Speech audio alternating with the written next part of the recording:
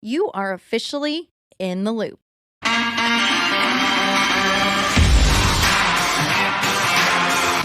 Welcome to In the Loop podcast. I am your host, Jordan Jo Hollabaugh, professional rodeo athlete, entrepreneur, and a full-time cowgirl. I'm married to my best friend, and we are blessed to get to do what we love every day, and that is travel around the world and rodeo. My goal on this podcast is to promote the Western industry, and specifically the sport of breakaway roping. On In the Loop, we bring you behind-the-scenes stories of what real life looks like every day, from cowgirls, cowboys, industry leaders, producers, trailblazers, and all of the like. You are now officially in the loop. Let's get to it. Okay, guys, so today I am here. We are starting off our mindset series for this summer. And what better way to start it off? I think I keep tickling myself, pinching myself pink. Like, I have one of my idols here on the show today. Her name is Dr. Caroline Leaf. She has a tremendous group of accolades. She is a best-selling author of over 18 books in 24 languages. She has a BSc, an MSc, a PhD in communication pathology, as well as her main focus is psychoneurobiology and metacognitive neuropsychology. Dr. Caroline Leaf, thank you so much for coming to the show today. Oh, it's so nice to be with you, and thank you for all of that. I loved our little chat just before we started, and it's very moving that you're using the NeuroCycle in the way that you are. So that's fantastic. Thank you for having me on your show. Well, and that's one thing that I absolutely love, and I was sharing with you earlier. I feel like I know you because I have listened to your voice over and over and over again on the NeuroCycle app. And for everybody who's listening, we will have that for you in our show notes on our website to share with you a little bit later. But I want to jump into that as we get kicked off. So, as we start our mindset series, one of the biggest challenges I feel like we have in the rodeo world is our mindset, and we're competing, and it's over and over again. We're constantly working on our physical, mental, emotional aspects of rodeo and what we do, and how to make a living at that. And so as I have grown as a professional athlete, I'm like, how can I make my mind better? How can I make my mind sharper? And that's where I found the NeuroCycle app. So tell me a little bit about the NeuroCycle app, what that is, and where that passion came from. Absolutely. Well, I just wanted to say that I so admire what you do. It's just a phenomenal. I've watched one rodeo in my life, so I'll have to come and watch you for sure. But it's just that it does to take any athletic performance requires so much. People don't realize the mind brain body connection, how important that is in everything that we do, and how the mind drives everything. And the mind is different from the brain and the body, and we can talk about that. But essentially, the neurocycle is how you can direct the neuroplasticity of your brain, how you can direct your mindset. So you're doing a mindset series. So basically, your mind, the way it's set, the way your mind is functioning, is going to determine how you're going to handle how you show up in that next moment, and how you prepare for that next moment, and how the next moment builds on the next moment, and so on. So the NeuroCycle comes out of a long history. I've been in the field for 40 years, and it was originally developed nearly 40 years ago with people with traumatic brain injuries and dementia, stroke, learning disabilities, autism, and then severe trauma. And I very quickly saw that this is something that we can use for extreme situations, neurological, traumatic, and so on. But it's also something that we can use to prepare ourselves for just living, whatever it is that you do. So the day-to-day challenges of life, plus extreme sports like yourself, plus being in business. It's pretty much how do you manage your mind, and your mind is driving everything, and people don't realize it's not your brain that's doing the stuff, it's not your body that's doing the stuff, it's the mind that actually drives the brain and the body. And memory is not stored in the brain, it's stored in the brain, body, and mind. And when we get that concept, which is a very different concept to how people currently understand mind and brain, when you get that concept, it puts you on a whole different level. And the NeuroCycle really does that. And my passion came from the fact that I was sitting in a lecture back in the 80s when they told us that they understood that the mind was separate from the brain, but they told us that the brain couldn't change. And for me, that didn't make sense, because we as humans are changing. We know that. We're different all the time and have different experiences. And your mind is driving the brain and body. The mind basically tells the brain and the body what to do, and the brain and body function accordingly and change accordingly. So therefore the brain's got to change. And based on that, I did some of the first, what we call neuroplasticity. I'm not sure if you're If Yeah. your listeners are familiar with the concept, neuroplasticity is how the mind changes the brain. Plasticity is how the mind changes the body. So I did some of that earliest research showing that when we direct our mind, we can change our brain and our body. And I just saw the changes in people's lives with all those extreme things like dementias and traumatic brain injury, and then saw the application just on a day-to-day basis, and then on trauma, and then just helping. I use it every single day, all day long. I live the NeuroCycle, and I have reached millions now. I practiced for 25 years. So my passion hasn't stopped, Jordan. It's just grown. We still do research. I run clinical trials. We publish, because this is the key thing that I'm trying to get through to people is mind is everything. Mhm. If you don't get your mind right, you can do all the exercise, all the nutrition, all the well-being stuff, all the meditation in the world, but unless it's within the mind framework, it doesn't have sustainability. It's an in the moment change. It doesn't have that sustainable change that you need for something like you doing. Well, and Long, that's sorry. one no, and that's one thing I experienced. I did all of I worked out, I did the challenges, I did all the things, but I never saw long-lasting results. It was a very short-lived. I might get some change, but then it was like I always resorted back to the old habits and the mindsets and the negative thoughts and all the little minions that came with that. And so as I got into the neurocycle, and I think I have your original one like printed out, which I loved, and it was several years ago, but now you have the app, and so it's amazing. I'm on my fifth cycle on your new NeuroCycle app. So you guys will share that with you. But it's a consistent 5 steps every day. And one thing, I got into this because of rodeo. I got into this because I wanted to be able to channel my mind to have an outcome that I wanted to see in the arena. But one of the coolest things I learned about this was through all the 5 steps every day, there were things that had happened in, like you were saying, your memory, your mind-brain connection in the Yeah. past that were leading me to these things that I was competing over and over and over again every day. So, talk about the results that you've had and more of a competitive. One of the biggest things that I think that I we struggle with is as a woman, I'll say as a woman competitor, is self-image and self-worth and not identifying and tying that to your outcome. And that's one of the things that the NeuroCycle app has really helped me with. So talk a little bit about maybe some of the results you've seen with self-image, self-worth through the NeuroCycle program and the mind-brain connection. Absolutely. Can I start just quickly explaining the difference between mind and brain? Is that okay with you? Absolutely. I would love that. I know some of your listeners are maybe thinking, okay, but what is the difference? And most people think it's the same thing. And it's totally understandable if you do, because most literature, most people, most magazine articles, and in the media, you're going to see your brain made you do this, or your brain generates the thoughts, or your brain and mind are used synonymously as like they're the same thing. Meanwhile, they're not. And also, we have so much emphasis in and have had in the last 50 years on brain, brain, brain, brain, brain, and it's all brain health, and your brain has to be healthy, or you whatever. But your brain isn't the only source. Your brain is literally a bag of chemicals and proteins and structures, and well, in it like more than a bag, but and it's got it's not the only place that does stuff. It's your body too. But your brain and body are disintegrating if your mind is not working. So it's 3 parts: mind, brain, body, 3 separate parts, but they work together. So they're kind of useless without each other, but together they create this powerhouse, which is you in the arena and you in life and whatever it is that you do. And so our mind is our ability to process a conversation. It's our ability to get in the arena and do what you do. It's the ability to have a relation, the ability to appreciate them, the sunrise and the eclipse that's about to happen today. I know that Yeah. it's times this thing. It's the ability to mentally function, but it's also the ability to physically function. So the fact that your heart's beating right now, the fact that you're breathing right now, the fact that your body's making new cells right now, that's because of your mind. So your mind is this life force that is all around you and through you that makes everything else work.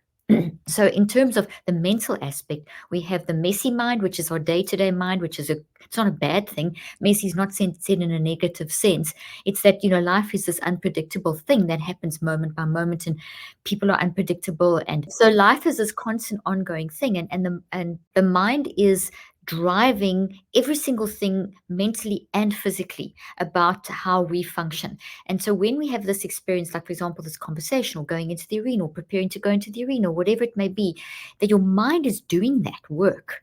And the messy mind is the experimental part of us that's kind of trial and error and that kind of thing. The wise mind is this deep spiritual part of us that is, and the mind is deep as well, is where we have the answers. It's the source of wisdom. It's this wired for love, wired for bliss, all these different ways that as scientists we talk about it. So we have this part of us that knows what to do, and we have this part of us that's kind of messy, trying to learn what we're supposed to do, because the what we're supposed to do has to be activated by life's experiences. So you're alive, you're in life, you're preparing for something. That preparation of what you need to do is coming in, and through your conscious mind. So you're consciously and deliberately aware you have to prepare for going in the arena or whatever it may be, business, whatever it is that you're doing, or that relationship or conversation. So there's that awareness. So you're consciously aware, and at the same time you then you're starting to kind of experiment with your messy mind, and then you're going to do this well. You want to learn from what are the mistakes, what's good, what's bad, how do I get in the right mindset, what is the self-talk that's affecting my self-esteem and my identity, and I'm comparing myself to the males or what's expected or whatever. What are all these things consciously and deliberately? What is coming up from the non-conscious, which is where everything is stored, and what is and that I'm consciously aware of, and how can I evaluate this and tap into the right way of seeing this? So as humans, we can do this. We can look at our experience that we're about to have or do or live or whatever, and we can look at what's driving the way we're functioning in that moment, and we can evaluate that, and we can change it. And that's what the neurocycle is doing. So the neurocycle is helping us is all this mind work that looks at the messiness of the mind, taps into the wise mind, and basically does all this work, and then uses the brain, because it puts all that, using the mind is all this energy that's using the brain and the body to do all the stuff. And then once you kind of, as you're doing all the stuff, there's this mind stuff is using the brain and body, and therefore changing the brain and the body, and that's the neuroplasticity aspect. So you're wiring into this mind, brain, body psychoneurobiological network. You're wiring the new experience based on the existing experiences, and you're making a new experience. So that's kind of what you're driving. So the neurocycle is driving that process. Okay. Mhm. In terms of let's take your example of, in terms of identities, is a great one. So it's kind of identity self-talk. That's what you were saying, is it kind of is a big issue in, Yes, is that ma'am. I think, the biggest thing that we see is, as you're talking, is, all of the chatter that goes on of you've prepared, but then the outcome is not guaranteed in anything that we do. There's so many different variables. We're dealing with a horse, a cow. I mean, there's so many different variables that we can't control. They're uncontrollables. And so then I think there's a lot of self-doubt, self-worth, identity in our performance that I see as women that really has been a hindrance for me before I kind of learned how to make some of these things work for me and utilize what was coming up in my brain. excellent? So what was coming up in your mind, brain, body network? So you've got all these experiences. So every time you get in the arena, you've created another network. So you've got this huge, if you think of a huge forest, because thoughts look like trees inside the brain, and they look like hedges inside the body, and they look like waves inside the mind. So every experience in the arena is waves, trees, and hedges, and they're all connected. And each time you go back into the arena, or each time you prepare for to prepare for the next event or your training, all of that's adding to this. So you've got this whole, and that's one lot of thoughts. And then you've got all these experiences that are existing as well as part of your psyche. So not only do you have your thoughts related to your profession, but you also have life stuff, so Mhm. relationships. Just okay, so you've got a massive forest that is also filled with hedges and energy going through it. So alive. This, imagine these waves of energy flowing through, and these big trees, and there's trillions of them, and some of those are toxic. Some of those are ugly looking trees with ugly looking roots, with ugly looking hedges around them that are all prickly, and with these like very scary kind of waves. Can you visualize that? Okay, so Yeah. those are the ones that are saying, I can't do this, I'm not good enough, I'm not as good as the guys, or I'm not as good as that person. Look, I failed last time. And what we can do is we can actually connect. We can say, okay, those we can look at that set of trees, and we can then see next to it there's another set of trees that are, hey, look how well I did with this, look how I used that experience of that tree to, when I went into into the arena that time where there was all those unpredictable factors, look how I used my experience to deal with the unpredictable nature of the horse, the cow, the situation, the weather, the shouting and whatever. I don't know what you deal with, I'm making stuff up as I'm going along. But look, so what we need to do is, sometimes those two sets are equivalent, because we're paying as much attention to the toxic stuff as we are to the healthy stuff, and we haven't connected them sufficiently. And so what we want to do is we want to take that toxic stuff and we want to reduce what it looks like and make it small and tiny, and actually let it be just a little section of the good stuff, so that what we do is we don't want to ever not learn from that, because those things and that identity issue and that where you made a mess with certain things, those are all learning experiences as opposed to failures. And so that shift has to happen. Now that process is not going to happen overnight. It's not going to happen from one meditation or two meditations or even 21 meditations. It's not going to come from 21 practices.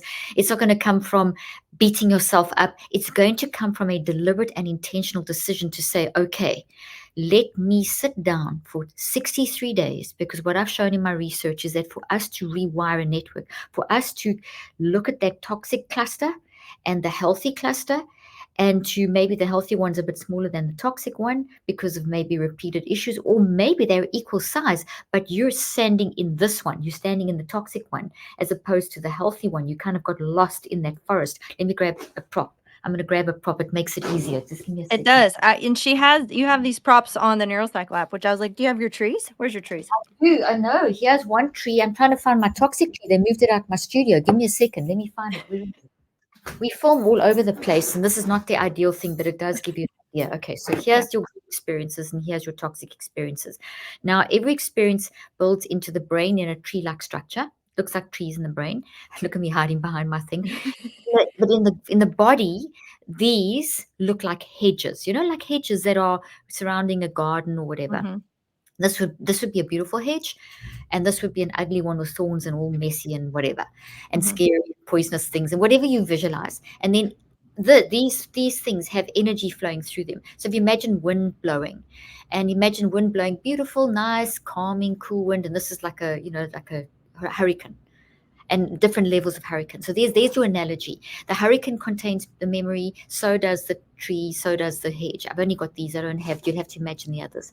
Okay, so now what we want to do is we want to find these and learn from them, because these tell us something. This is your story. You're never going to get rid of them, but you can make them smaller, and you can make them subservient to the good ones, and you can connect them, or you can literally rewire these, which is how you make them smaller. Rewire these by going down to the root, and then healing the root. You can't rip them out. Unfortunately, once you've had an experience, it's there forever. But what you can do is you can go in and heal the root, which heals how you process, which then heals this. And when I say heals, this, as soon as I heal the root, the toxic ugly branches, the yellow leaves, the yellow leaves will kind of fall off or go green or whatever, and this shrinks. The toxic nature will shrink. So this becomes really small. So I'm now just going to play around here, and I've now got a nice big one. You can see what I'm saying here. This is over, but that takes a planned and guided process, because you are rewiring a mind, brain, body network. You're changing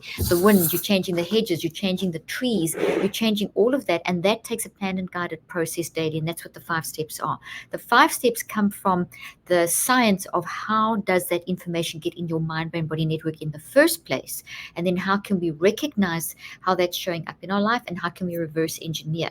At the same time, you're talking about mindsets. Not only do we want to fix these toxic mindsets, but we also want to build healthy mindsets. Mhm.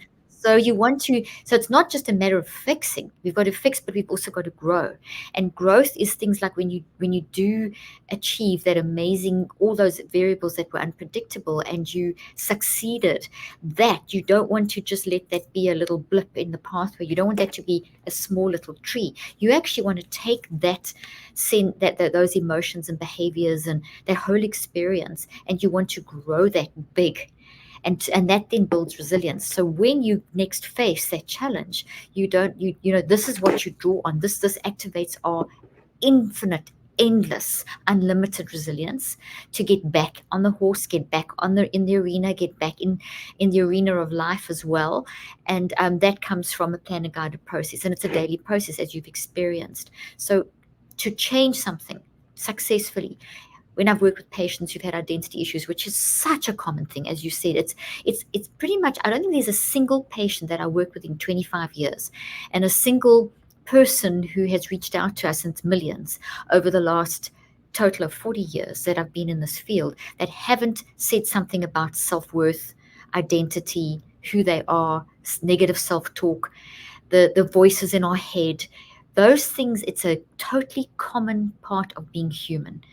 It gets worse when we have immediate feedback. So in the day of technology, which is now, we can get quicker feedback. Before technology, it took a little longer to get feedback because you had to be with people. Now we have feedback 24/7 immediately. So our self-identity gets challenged very quickly. So the success comes in being able to read the signals and being able to reverse engineer, and that's what the NeuroCycle is helping you do over time. There's a healing journey involved, because as you've discovered already doing the neurocycle, let's say that you've got the self-talk. The most success that I've had with people is to recognize I'm going to have to spend time, and there's going to be ups and downs, kind of like surgery. If you have to get cut up to get healed up. So if you hurt your leg, or you hurt your arm, or you damage something because you fell in a funny way, that's going to, you're going to have maybe your bone fixed or something. So there's pain before there's healing. It's the same thing with your mind. It's no different. You're going to have to get pain before there's healing. So what we see in the cycle is in the first 21 days, when you actively and daily work for around 15 to 30 minutes of going through the 5 steps of the neurocycle, which helps you find the signals and find the trees and heal the roots and all that stuff. And we can talk about that in more depth in a moment.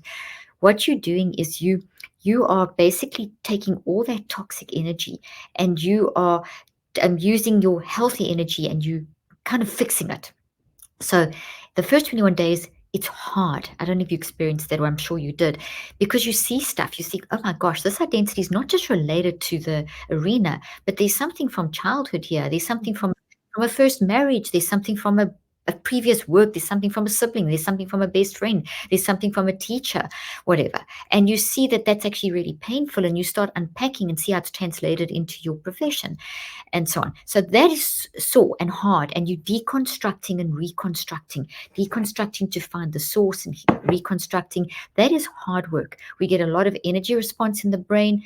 We get a lot of energy response in the body. We see things like your telomeres, which are the caps on chromosomes, which determine your biological health. The chromosomes being inside inside the DNA, and basically which hold your chromosomes hold your genes.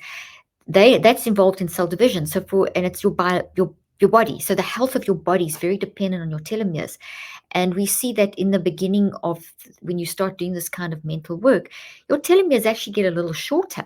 And you get these high bursts of different types of waves, where your waves go a little, the energy waves blowing through the trees go a little crazy, and there's levels of anxiety increase, and maybe depression, and you maybe get frustrated, and this is very normal. And then you'll have days where you feel great, and days and you may feel awful, because you're going to have a response. For example, if you have too much of that one wave, it's called gamma. If you have that growing fast, you're learning new stuff, you're seeing new stuff, that can make you anxious. You'll have a response in your hormones will change, and that'll make you feel a little worse. And so that's normal. But if you don't know that, and you think, oh my gosh, I'm getting worse, then you're going to go to the doctor and get a prescription and a diagnosis and take a medication that's going to mess you up even more. So if you know that the first 21 days is hard, and you know how to push through, that makes it easier. And then the second 42 days is where you've actually done the work of healing the roots, but now you've got this tiny little tree and it's got to compete with all these other thoughts. So that's not going to get any mental space unless you grow it. So the second 42 days, you're not doing deconstruction and reconstruction, you're doing growth. And that's a much easier time. It's where the energy levels and telomeres grow again, and homocysteine and cortisol go back to normal levels and all that kind of stuff. And even in that time, if we have peaks, like for example at day 38, you'll have this incredible, like a few days of insight where you can either get very excited or very sad, because it can lead you to a level of grief of thinking, hey, I lost time. I spent years thinking I was useless. It affected that relationship, it affected this, and there's a sadness that comes. And if you don't know that that's part of the healing journey, you may think, oh gosh, I'm now got more symptoms. I've got a mental illness. There's something wrong with me. There's nothing wrong with you. You are having a normal response.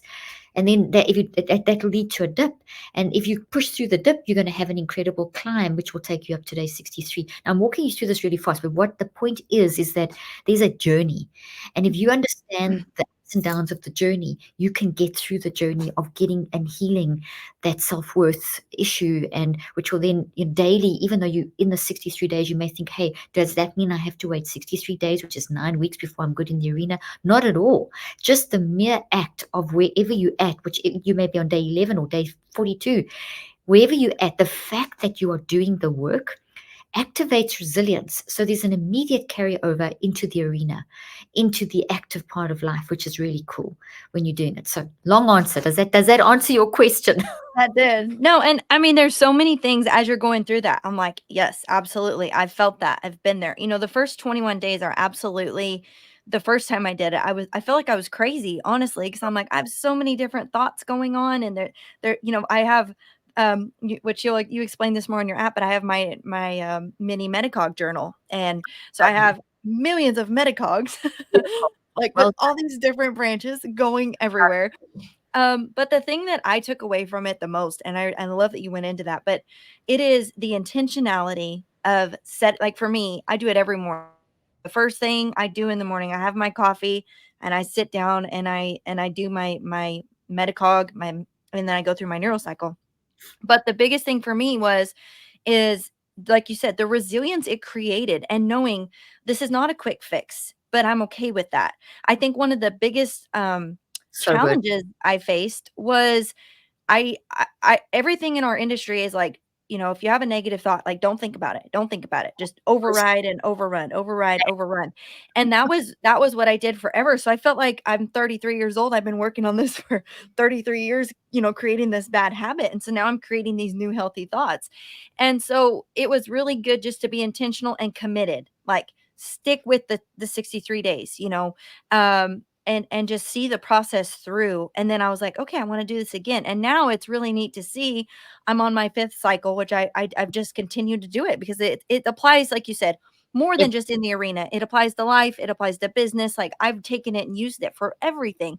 But the coolest thing is, like, I still have, like, I kind of anticipate, well, as I'm on day 11, and that's kind of when I get my little ups and downs, or hey, I made it to day 35, 36, like, I'm doing pretty good now. 63 is like, okay. So one question for you is, as I said earlier, our industry, and maybe this is the world, but this is just the industry I'm related to. If there's a negative thought, it's like, don't think about it, don't go there, override, overrun. And you've taught a different approach, as use that to work for you and really dive into that. Expand a little bit more on why you want us, when we have those negative thoughts, when we have those self-doubt, when whatever it may be, why do we need to dig into that? First of all, thank you for saying what you said. I'm so proud of you. I'm so glad to hear that you're using the metacogs, and I can see it. You're using this. It's amazing. So congratulations for that. Thank you. Thank you for sharing that. It's what you're doing encourages me to carry on researching so that I can keep improving the app and make it easier for people to apply and be self-empowered. So it's so good that you also picked up on that concept of just trying to swap a negative for a positive. And it's so much in our, now that people are aware of it, look how much it pops up on Instagram and in media articles about 6 ways to improve your whatevers. Yeah. It's these things of, if you think of a negative thought, swap it for a positive. Now, that is the most ridiculous statement we can say, but if you don't know any different, it's no criticism. Right. But let me explain why. When these thoughts are entrenched, they have roots. And a thought is a real thing. It's alive, it's living, it's dynamic, like a volcano that's breathing, and it's a living thing that's constantly changing. And it has a root, which means it has a source, which means it's implanted. And same with that hedge in your body. A hedge is implanted. That wind that is blowing through the trees, the mind part of your memories, that's existing. It does, energy is never lost, it's constantly converted. Okay, Mhm. so this also, this, look at all the branches. Look at there's not just one branch. So this thought is actually made of memories. So thoughts and memories are not the same thing. Thoughts and memories are two different things. A thought is made of the memory. So the memories are all the details. So it may be that experience in the arena on the 4th of May or whatever, 19 or 2023 or whatever. That's the name of the thought. But inside that is how the root, how you went into it, your mindset, your previous experiences linked in here, then the actual experience is also there, and then your interpretation of the experiences here, and then that showed up in your next event, in the next time you went into the arena. So in other words, thoughts are made of memories, and there's lots. You can have anything from 100 to 10,000, if not more, memories in one thought. And that's what you said in the beginning when that thought was coming up. Lots of other thoughts come up, because not only is this thought connected, it doesn't live alone, it's connected to other thoughts. The root systems touch each other, like you see in a forest of trees. So it activates other thoughts. And that can be overwhelming, because not only is it multiple thoughts, but it's also the detail of the thought that's also overwhelming. So we've got to kind of isolate the thought and get down to it. So I'm saying all that to say, you can hear there's a lot going on. You can't just take this. Okay, this is a good one. Let's get my ugly one back. There you go.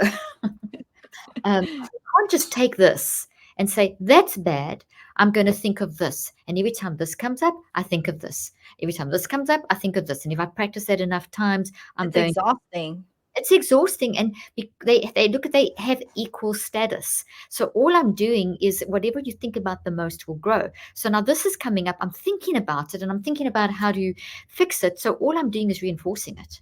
If I also suppress it, which we've also been kind of told to do, if you suppress it, and humans tend to try to do that too, it's a very human thing, it goes back even stronger than before. So every time you're consciously aware of something, it becomes very malleable, changeable. So if I don't actually change it into something different by reconstructing, I may basically reinforce the state and make it stronger. And if I try and swap, I make it stronger. And that is why it's exhausting. That's why you can't swap a positive for a negative. That is why just using a CBT technique, some kind of technique to swap it, or just to recognize, okay, I'm generalizing this to others. So every time I generalize, I must rather say this. Generalization is a true concept. We very often will generalize this from an isolated experience into other areas of our life. But just to say, okay, well, I'm just going to swap it every time it pops up, it's not good enough. So what we have to do is face this thing full on, Mhm. to be able to go and identify, how is this showing up in terms of my emotions, my behaviors, my bodily sensations, and also my bodily sensations and my perspectives. In other words, how am I feeling? Where do I feel this in my body? Because remember, thoughts, and we've also got in our body, the body, okay, and then we've got in our mind. So the waves. So where am I feeling this physically? What is the physical sensation? Then how is that affecting my behaviors? Because I'm going to do and say stuff Mhm. based on, because how we show up is based on thoughts we have. We don't just show up. You can't speak without a thought. What you're saying and what I'm saying is coming from thoughts. We don't just act in vacuums.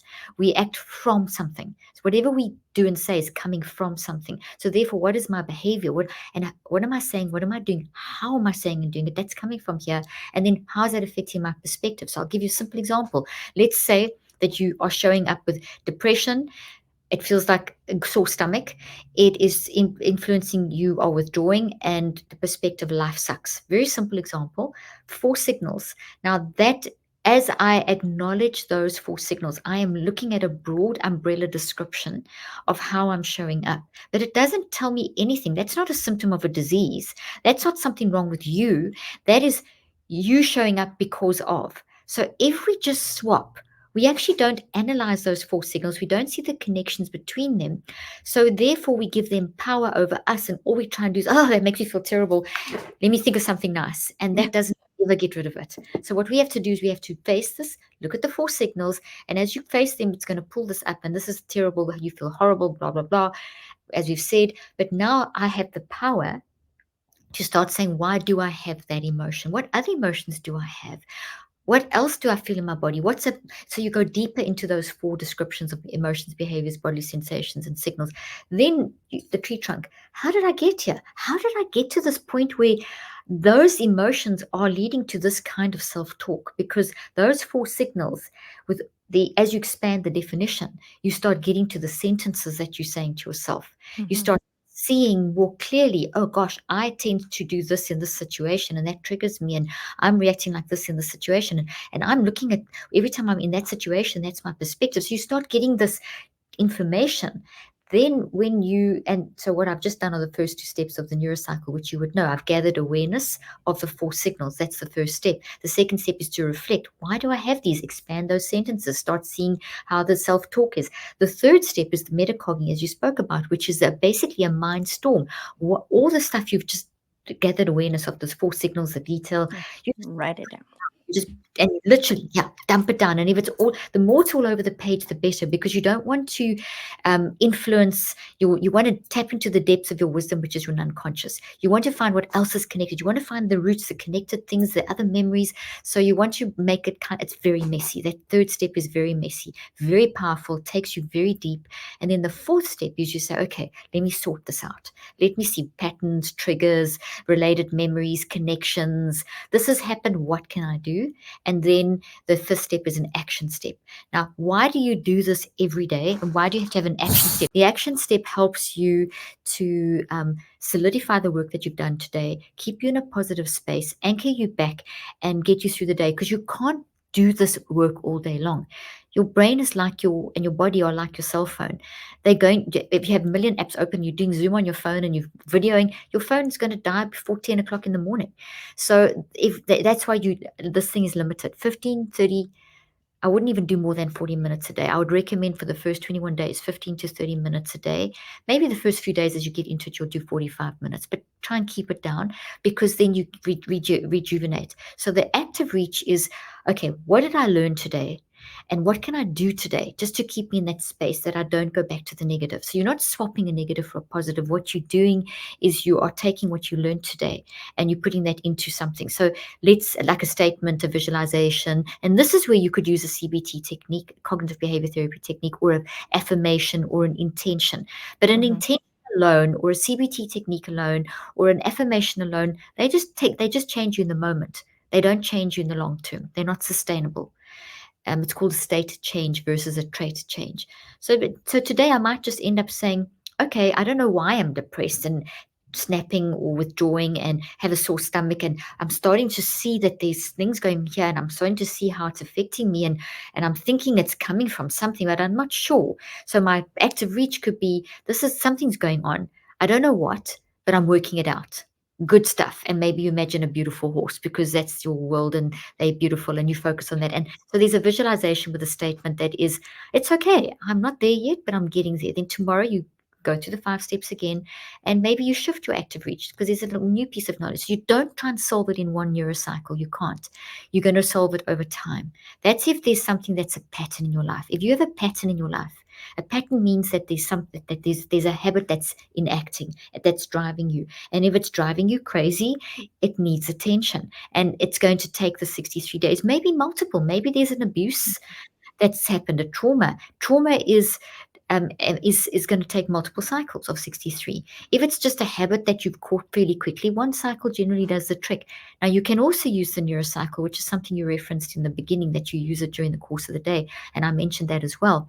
Let's say as you use the neurocycle, these 5 steps are what your unconscious mind, which is operating 24/7, which is the most brilliant part of you, not your unconscious. Unconscious is when you're asleep.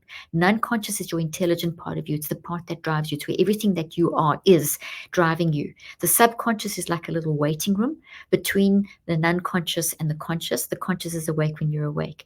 So what happens is that when we go through the day and these ruminating thoughts come up that we're trying to control with the neurocycle, these thoughts come up that are negative, that we've been told to swap with a positive.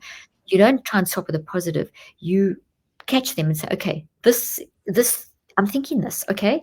I'm not working on that at the moment, but that's something that I need to explore tomorrow to see maybe it's related in some way, or maybe I need to do another neurocycle when I'm finished this one.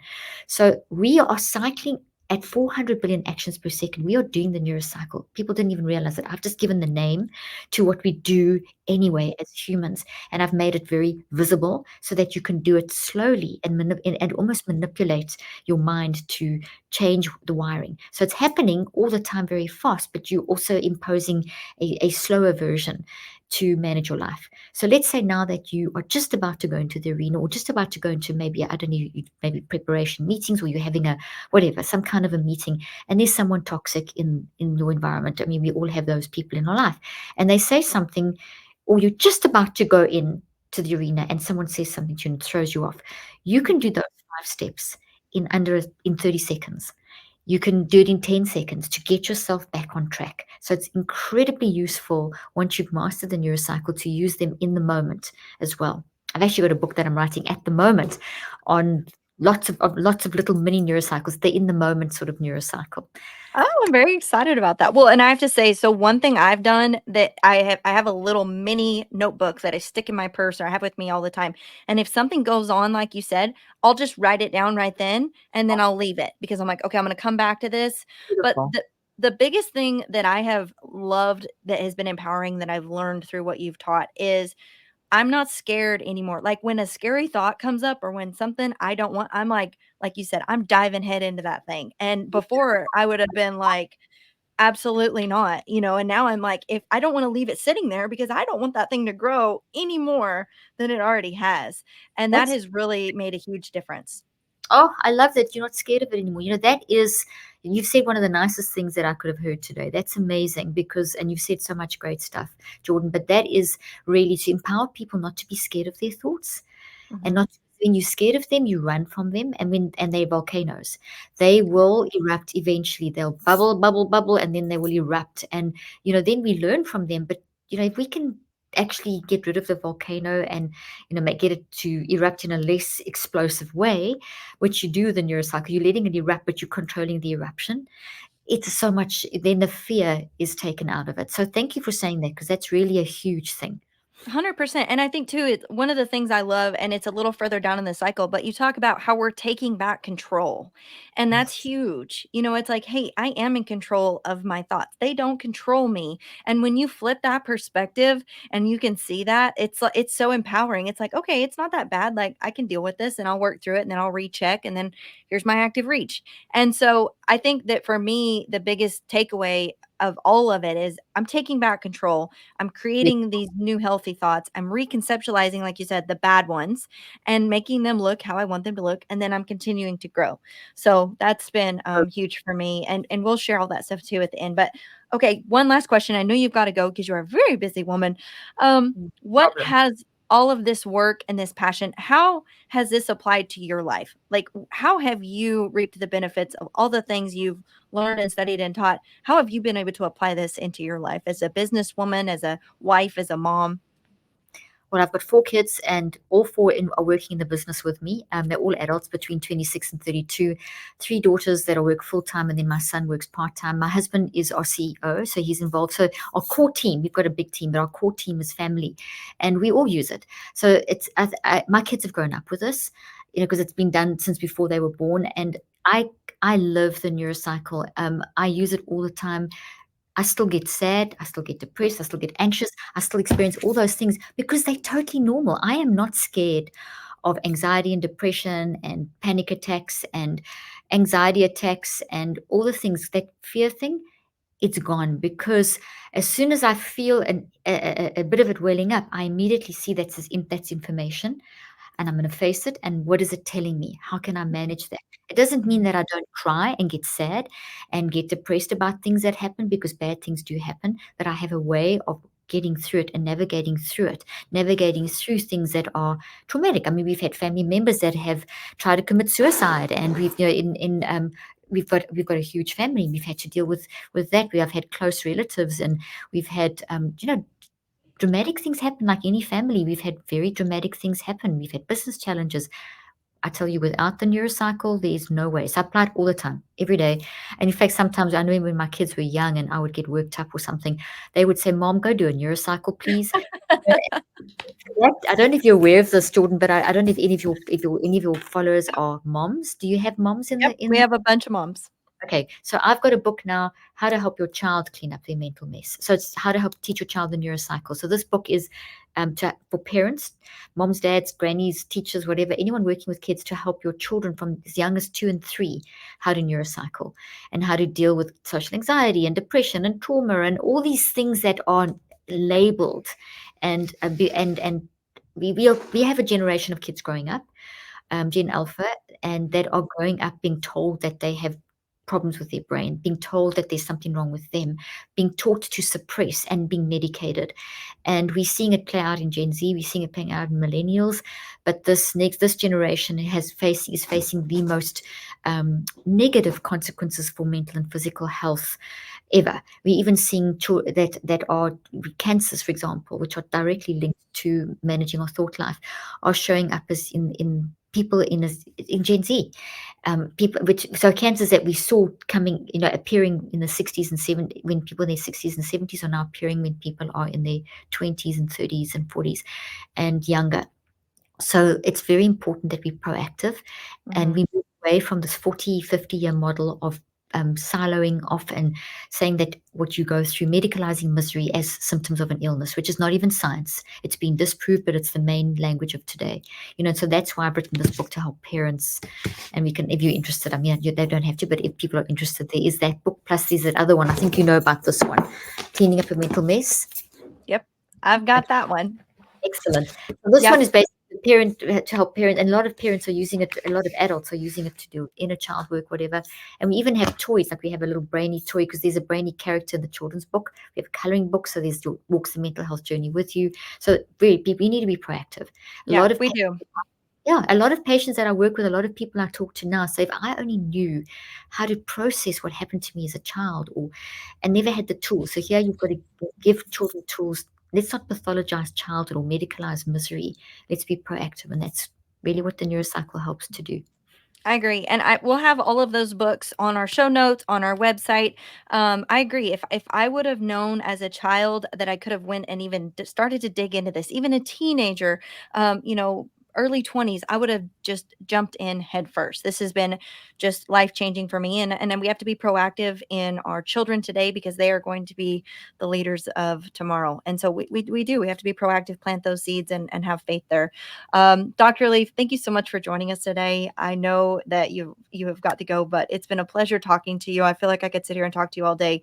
Thank you for sharing all of the things that you have accomplished with us, and I appreciate you for taking the time. Oh, thank you so much. And thank you for sharing, just all the things you did share. It's really encouraged me. I've loved this interview. So thank you so much.